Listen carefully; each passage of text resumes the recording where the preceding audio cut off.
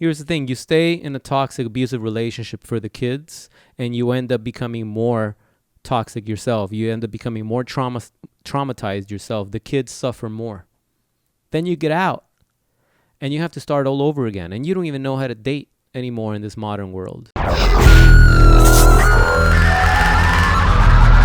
What's up, guys? Welcome back to Psychopath Exposure. I'm your host, Kita, and today we're going to be talking about what happens if you don't properly do the work to heal from an entanglement with a narcissist, with a psychopath, or with a toxic person.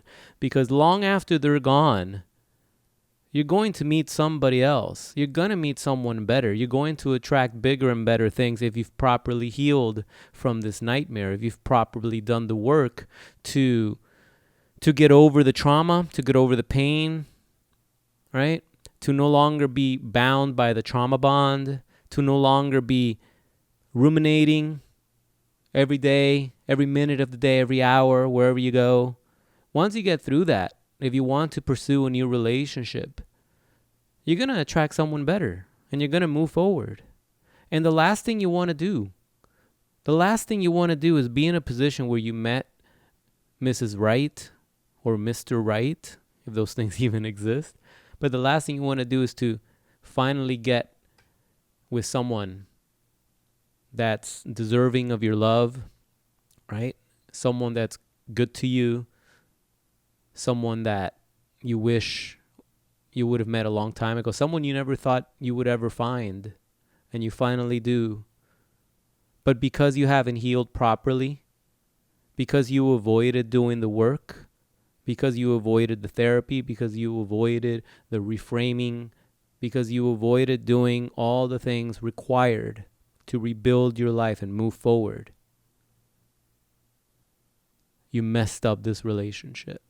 How ironic would it be to be in a situation where you finally got everything you wanted and you're the one that messed it up? Not because you're a narcissist, but because you have so much trauma that you couldn't allow something good to actually happen to you. And this video was motivated by a comment I read. I don't know her story, but I'm just going to read the comment and just monologue from there as I usually do. This one comes from Emilia Clarke from Games of Thrones? I don't know. Or is that Game of Thrones, not Games of Thrones? Either way, I didn't like the show. Flame me in the comments below, and I will debate you all night if I have to. But I did not like the show. I was very disappointed. Anyway, she says, "Thank you for this video, though it brings up painful memories. At first, I was with an abusive and narcissistic husband for 13 years of my life. Then I left when I couldn't bear it any longer. Bear in mind, I only stayed that long because of our kids. After 2 years of being single, I met the love of my life, and we had a fantastic first 5 months.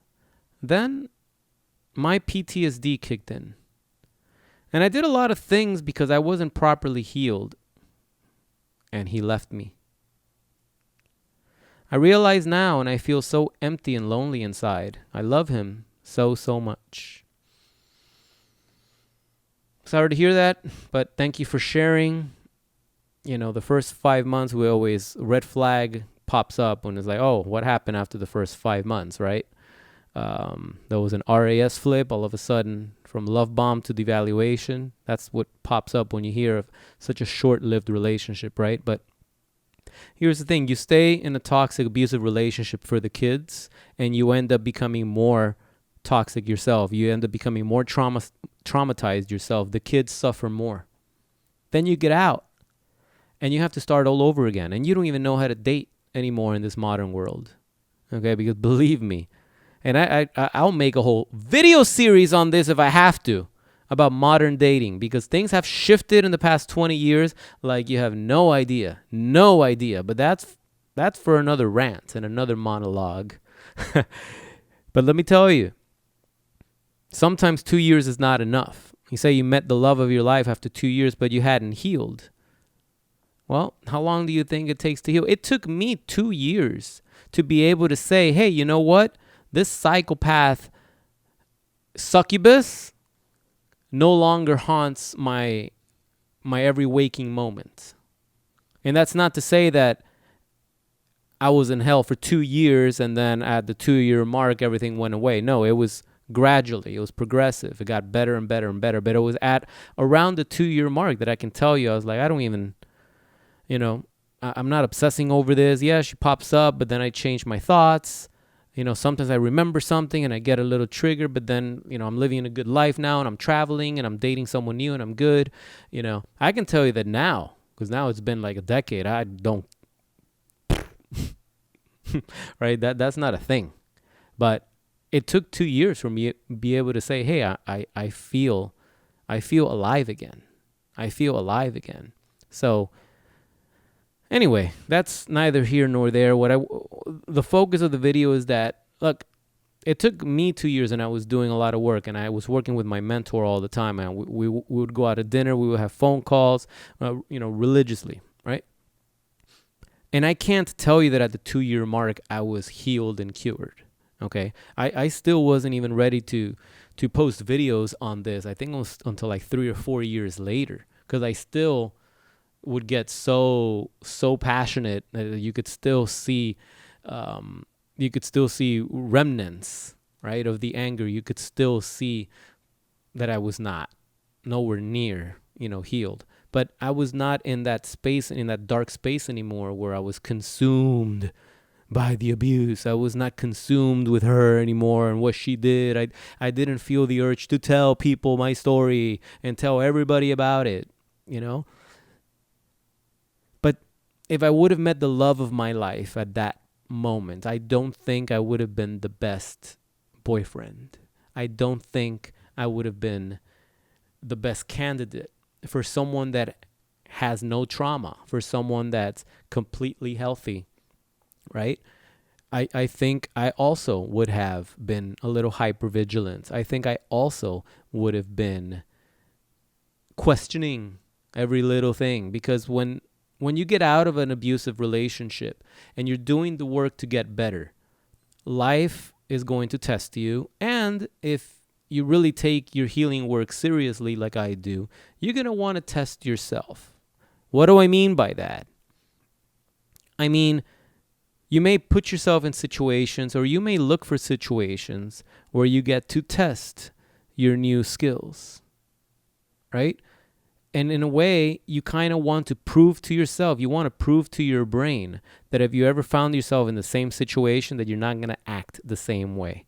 And what I mean by that is that you're not going to let someone gaslight you and manipulate you. You're not going to date someone that's cheating on you and you're going to continue seeing them and you're going to continue giving them the benefit of the doubt. No, you kind of want to be in a position where it's like, aha, I got you. Now you can go burn in hell, right? Just so you can prove to yourself that you're not a pushover, that you're not a doormat, and that you learned your lesson. Because if you did not learn your lesson, history has a way of repeating itself until you do, right? So, guys, I urge you to do what it takes to properly heal. I urge you guys not to rush into a new relationship if you feel that you're still paranoid, if you feel that everyone's out to get you, because all you're going to do is push away someone really good. And then you're really going to regret it. And then it's going to be twice as hard, because even though I believe that the universe provides infinite abundance, when you're in this dark place, you're convinced that you're in scarcity and that you'll never meet anybody again. And you're convinced that that was the last one and God sent you one more person and you blew it and now you're going to be alone forever and you're going to go down that rabbit hole, right? And you're going to convince yourself that that's your reality. And whatever you believe is what you get, right? If that's the way you think your future is going to go and you believe it and you invoke the emotions and the feelings that support it, then you're creating your own paradigm, and that's exactly the life you're going to live.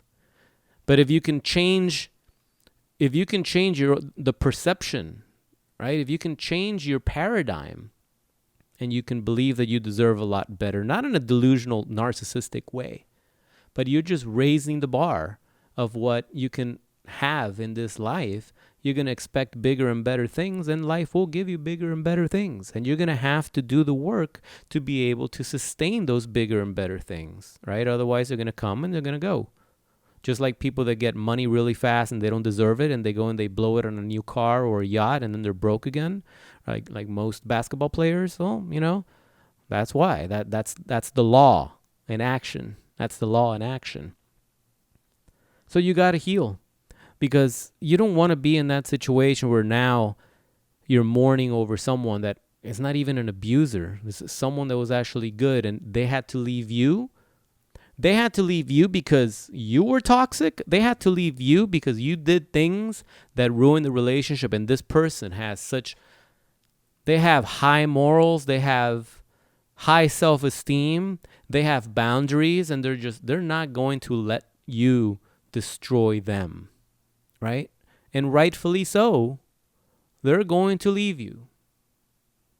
They're going to leave you. And God forbid you start calling everybody a narcissist. God forbid you meet someone that has boundaries and self-respect and self-worth, and you push them away and you start calling them a narcissist just to make you feel better. Do not go down that road, guys. Do not go down that road. Do not buy into the hype that everyone's a narcissist on social media now, because that's the trend. I remember when it wasn't a trend. I remember when this information was sacred. Okay? Sacred. And now it's watered down and just thrown around, right? Like it has no meaning and no value anymore. So do not make that mistake. Emilia or Emily, you have not called the love of your life a narcissist, so I'm not talking about you, but I know many that fall into the trap, that everyone they meet and it doesn't go well, they're like, oh, I met another narc. I've met 5 narcs already. No, you have not. Chances that you have dated 5 people with narcissist personality disorder, okay, that they love bombed you, groomed you, and then maliciously flipped the switch. Their brain went into a reticular activation system flip. The reticular activation system, okay? That's that thing in your brain that hyper focuses on things, and if I tell you see red, you're gonna see everything that's red, right? And everything that resembles red, you're gonna notice. You're gonna notice all these things because that's what you're looking for. When the narcissist is grooming you and they're in love with you at the beginning, so they think, and they're idealizing you, right? Everything you do is amazing. You're just amazing, and they just blow you up and they blow you up and they blow you up. They blow up your ego, right? They make you feel great, and then it flips. Now they don't like you anymore, and everything that you do irks them, and everything that you do is wrong. And now they're hyper focused on finding all of your flaws, while back then they were hyper focused on finding how amazing you were in every little thing that you did. Now they're hyper focused on everything that you do is wrong and everything you do is bad and everything is a turnoff. Okay, that's called an RAS flip. And then you go through the discard phase, and they actually just cheat on you blatantly, with your best friend sometimes, with the very same person that you never thought they would go that far. They will, and they'll discard you like yesterday's trash, block you, and just disappear from your life after all the promises that you had, all the vacations you were going to do, all the kids you were going to have. That's it. You mean to tell me, you're really going to tell me that you have dated 5 people that have gone through this behavior? Textbook, I don't buy it. So do not be that person, okay? I know I went on a little tangent as usual, but just do not be that person. The person you want to be is the person that's going to attract healthy individuals, okay? Individuals with boundaries, individuals that have high self-esteem, all right? Because that's the person you're going to be spending most of your time with, especially if you want to start a family or you just want to have a life partner. And the 5 people that you spend the most time with are the people that are going to influence you the most. So you want to be around high-vibing people. You don't want to be dating people with severe trauma and addiction and personality disorders and all this stuff. You don't want that. But you also don't want to be the person that has those things either. Okay? You don't want to be the person that has those things either. So make sure you guys take the time to do the work. It's okay not to date for a year or two. There's so much to do in life, right? It doesn't need to revolve around dating. There's so many things that you can do by yourself or with friends or with family or with your dog or with your cat, right? Or your pet dragon. Doesn't matter to me. But just do not make the mistake of rushing into a new relationship if you're still traumatized, if you're still hypervigilant, if you're still ruminating about your ex, if you feel that all women are the same, all men are the same. If you're in that mindset, you're going to sabotage something good. All right. I can help you with that on my coaching program. If you're interested to work directly with me, I encourage you to reach out to me and tell me what's going on. Give me a short, brief me on your situation to see if we're a good fit for each other, see if I can help you. It's a private program. We work directly online through Zoom. Everything's confidential and it's conversational style, just like my videos.